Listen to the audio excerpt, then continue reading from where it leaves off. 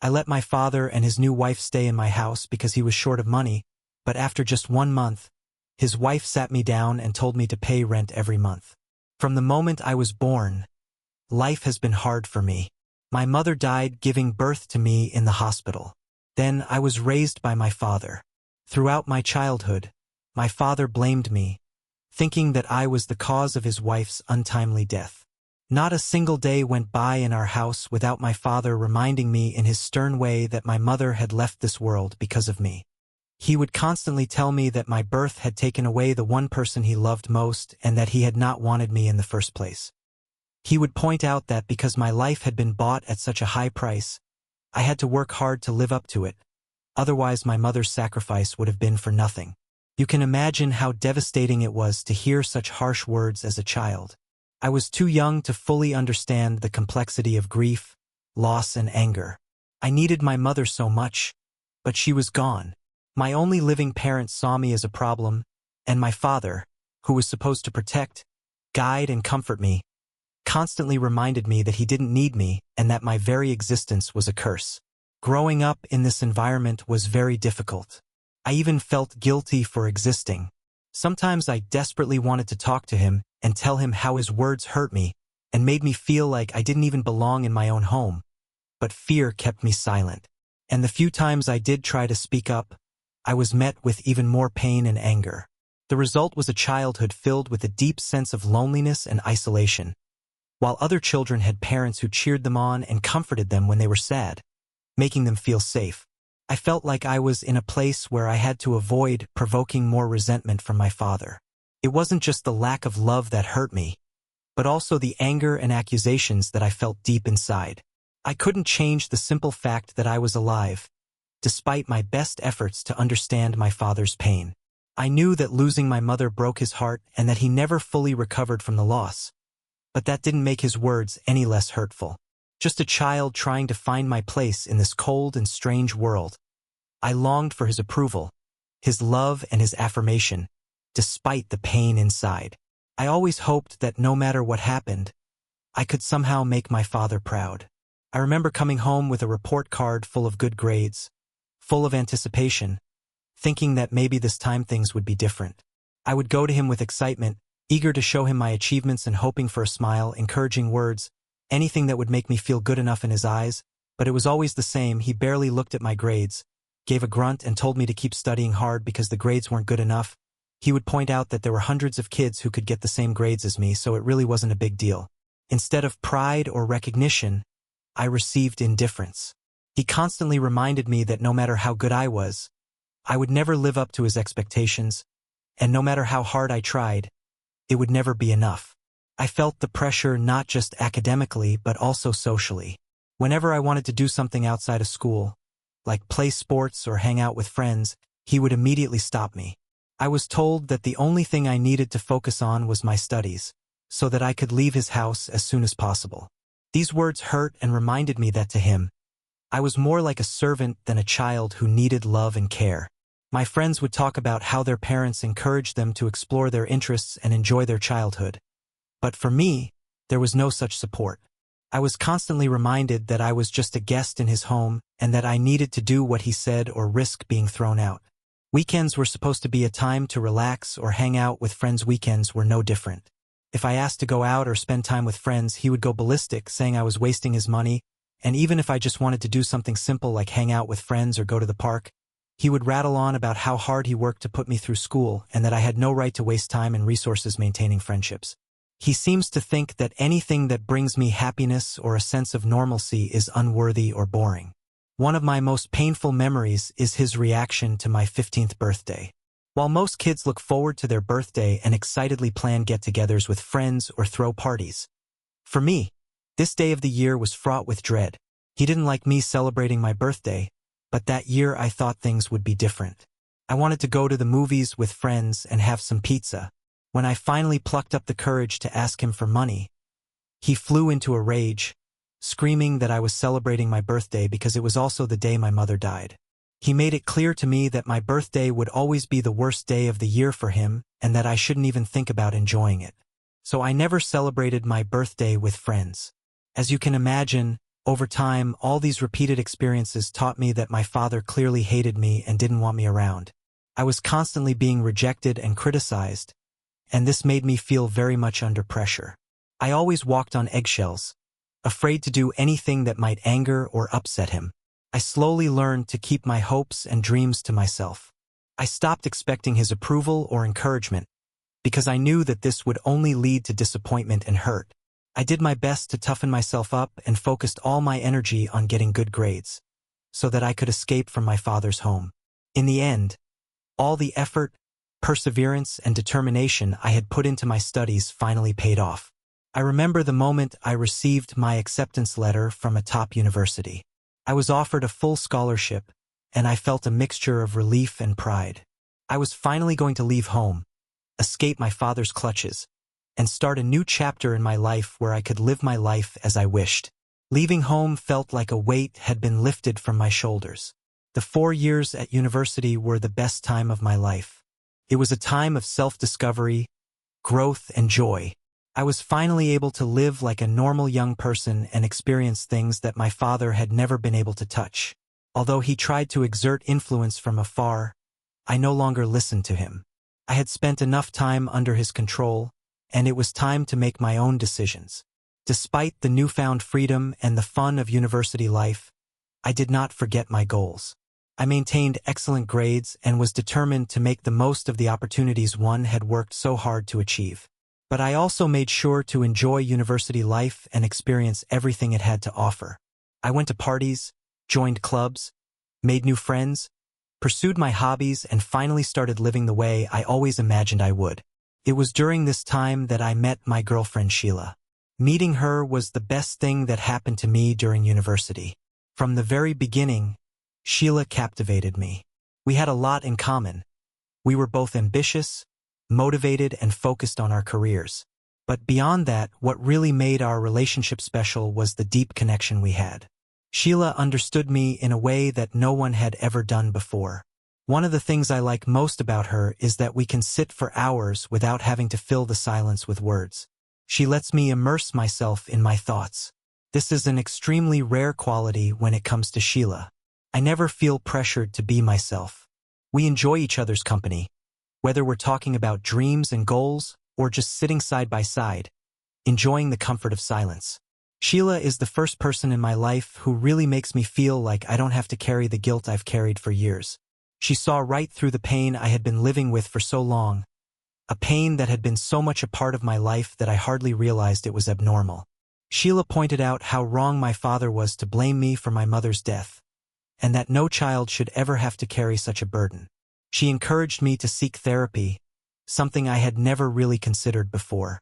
My father's words had been so deeply imprinted on my mind that I hadn't even realized there was a way to escape their influence. The impact. Going into therapy was one of the most transformative experiences of my life. At first, it wasn't easy to face the reality of my upbringing, to acknowledge the pain I had endured, and to learn to unlearn the harmful beliefs I had internalized. It took a lot of courage and effort, but therapy opened my eyes to how flawed my father's thinking was and that I deserved better. I slowly came to understand that I was not responsible for my mother's death and that my father's anger and pain were his to work through, not mine. As I began to heal, I remember finding myself getting angrier and angrier, as if all the resentment I had inside me was finally bubbling to the surface. I had spent so many years trying to win his approval, trying to be the child he wanted while carrying the guilt he had forced on me, but now I realized it wasn't my responsibility at all. He had unfairly imposed his grief and anger on me. This anger made it difficult for me to maintain any kind of relationship with him during college. I hardly spoke to him, and when we did, our conversations were short and strained. I lost my temper with him and couldn't contain the bitterness in my heart. I had little patience with his attempts to control or criticize me. At one point, I finally told him everything, which was not something I had planned, but just came out in a moment of frustration and pent-up emotions. I told him that he had blamed me for my mother's death for so many years, and that his words and actions had deeply affected my mental health. I could no longer let him do that to me. I made it clear that I was tired of being his scapegoat and that I deserved respect and dignity, or I would be forever removed from his life. He didn't say anything, And he didn't apologize, although I had hoped he would. He didn't deny what I said either. After that conversation, I noticed a change in the way my father interacted with me. He seemed to try to be gentler and less harsh. He seemed to be trying to change himself and be more considerate of my feelings. But despite this, our relationship remained tense. The years of pain and resentment were not just erased. I appreciated the subtle shifts in his behavior, but the damage he had caused would take more work to repair. If the relationship could truly be repaired, then over the years, even though my relationship with my father was still terrible, I no longer felt as angry or guilty as I had before. I slowly came to accept the fact that although I could not change the past, I could control how it affected my future. Of course, Sheila's support and encouragement played a huge role in this journey, and I am very grateful to her for helping me realize that I deserve to be loved, respected, and happy. Recently, my father married his girlfriend, Di, in a small, intimate wedding. Despite everything that had happened between us over the years, I decided to attend the wedding with my girlfriend Sheila. We wanted to show our support and wish them well in this new chapter of their lives. I was happy for my father and thought that getting married might make him better. However, a month after they got married, my father called me in despair, saying that he had made some bad financial decisions, that he couldn't make ends meet, that he had been unable to pay the rent for the past 6 months and was now in danger of being evicted, and that he couldn't tell his wife about it because it would cause arguments between them. The first thing he asked was if I could help him pay the rent. Upon hearing this, I immediately refused, even though I could afford to do so. I didn't want to be seen as a financial safety net, especially given our complicated history. I worked hard to get where I am, and I didn't want to set a precedent where he could just turn to me whenever he got in trouble. But after talking it over with Sheila, I started to feel guilty. I couldn't shake the feeling that maybe I was being too harsh, that despite everything, he was still my father, and that maybe he really did need help. So I called my father and offered a compromise. I told him that although I was not willing to pay his rent, I would let him and Day stay with me for the time being, as I lived alone in my own house and there was plenty of room for both of them.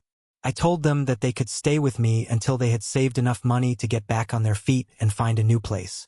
Getting back on their feet and finding a new place. It was not an easy decision, considering everything that had happened between us in the past, but I felt it was the right thing to do. I made it clear that this arrangement was temporary and that I expected him to try to get back on his feet. My father took some time to consider my offer, but he eventually called back and agreed to move in with me within 2 weeks. I prepared a guest room for them. For the first month or so, we were both adjusting to our new lives. I had not lived with my father for many years, and we were now very different people. I was no longer the teenager who had to silently endure his criticism, but an adult with my own habits and routine. Unfortunately, it didn't take long before his old habits returned. My father started to criticize my lifestyle and habits as if nothing had changed. He seemed to have an opinion on my schedule, the way I did the housework, and even the way I managed my everyday life. But I was no longer the person I had been before. This time, I was no longer willing to let him have this kind of control over me. Whenever he started criticizing or trying to control every aspect of my life, I would stand my ground and tell him to stop. I will tell him clearly that he has no right to comment on my choices, especially not when living under his roof. I am not happy about this, but I am firm in my stance that I will not let him decide how I should live my life.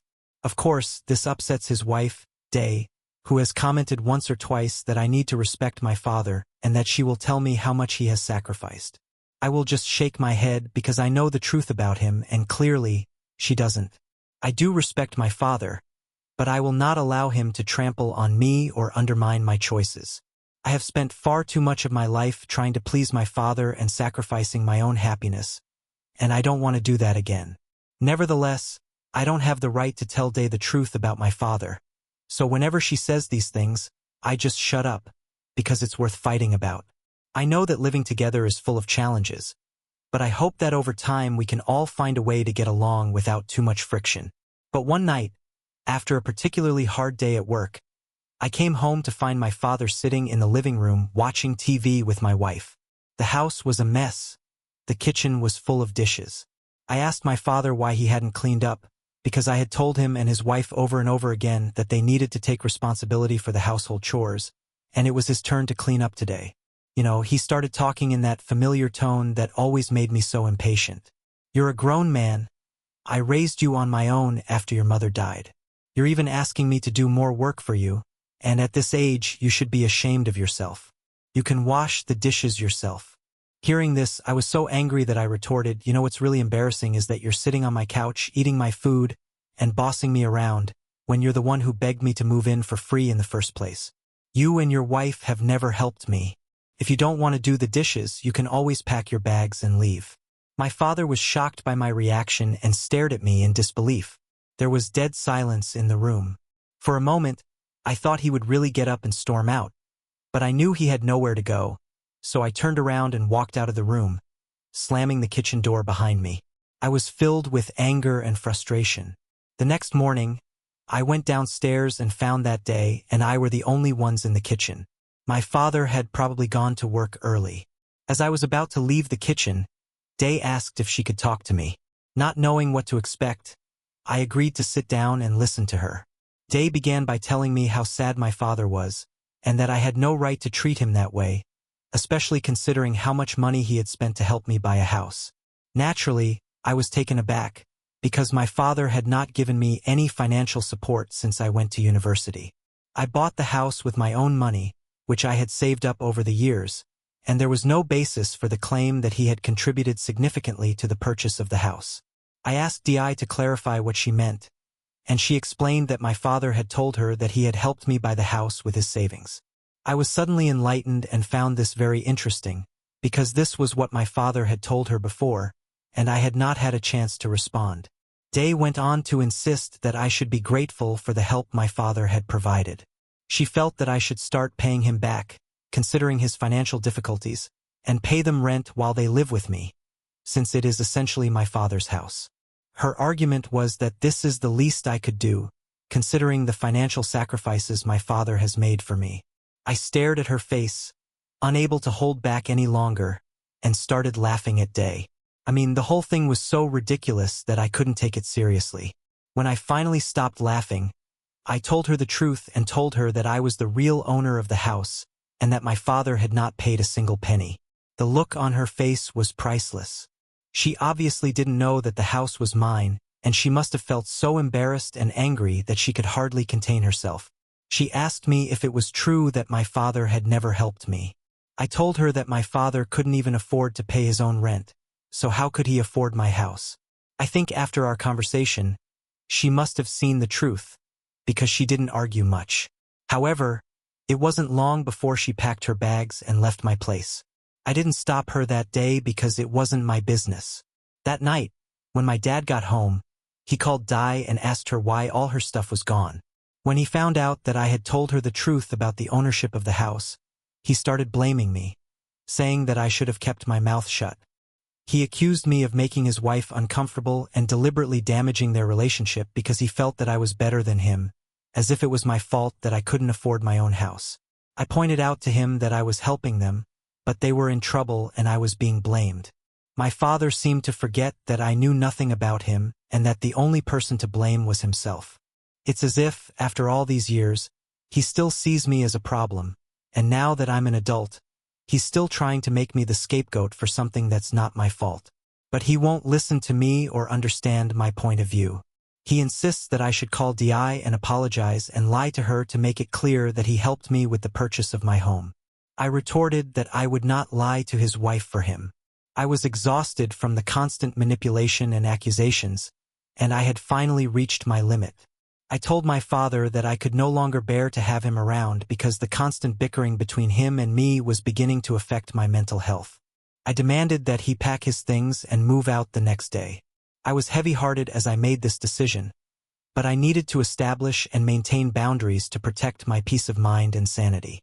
My father did argue that he had nowhere else to go and begged for some more time, but at that moment I could no longer pay attention to his excuses or situation.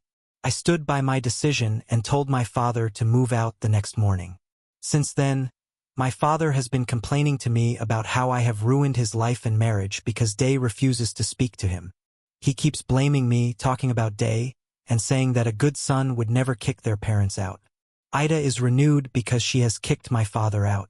I am so glad that everyone understands how traumatic my father has been for me over the years.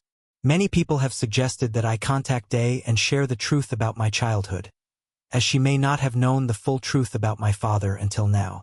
I would prefer to stay out of his affairs, but I think it is important for her to know the truth, as he may have lied to her about other things. I plan to contact her and have a one-on-one conversation. Update. It has been a week since my last update. I finally had the opportunity to sit down with Day and discuss everything. I poured out to her about the blame and emotional trauma I had experienced and how they had affected me. She seemed shocked and admitted that what Dad had portrayed was not at all the truth, that he had portrayed himself as a struggling single parent who sacrificed everything for his children. I couldn't help shaking my head in disbelief. I told her about my childhood and how I had been blamed constantly for my mother's death. She expressed sympathy and understanding. Next, I explained to her how I had struggled to establish myself during my university years and how lucky I was to have found a well-paid job that allowed me to save money and move into my own house. I told her that was why I didn't like it when Dad gave orders in my house, because he had never allowed me to be myself in his house when I was growing up. She understood my pain and then revealed that my father had actually lost all his money gambling. She hadn't told me before because he was so ashamed of it and wanted to hide it. She explained that when my father first suggested moving in with me, she had flatly refused. She was reluctant to move in with me, and I think that's why my father lied to her, telling her that he had financed my house, which made her feel less guilty about accepting the offer to live with us. However, she was devastated when she later learned from me that his claim about financing my house was a complete fabrication, just to get what he wanted. She told me that she felt so embarrassed when she asked for rent that day. I assured her that it was not her fault, and that the fault lay entirely with Dad's lies, as we were parting ways. Day mentioned that after our conversation, she intended to take some time off from Dad to reflect on their relationship. Hi everyone. I know I haven't updated anything in 3 months. Since I asked him to move out, Dad disappeared from my life completely. It hasn't been easy, but it was necessary for my mental and emotional health. When we last spoke, he tried to blame me for everything again, but I wasn't getting involved. I simply blocked him. Since then, I have to admit I have felt much better. The stress and sense of manipulation have disappeared, and I feel a sense of relief and clarity. I feel like I have finally taken back my own space. My girlfriend Sheila has been incredibly supportive throughout this process. She has been there for me, offering comfort and encouragement, and helping me to overcome my emotional distress. Her support has meant the world to me, and I am so grateful to her. My father is no longer with us, and Sheila is by my side as I slowly find a new sense of stability and happiness. I focus on creating the life I want, pursuing my goals and enjoying the positive aspects of our relationship.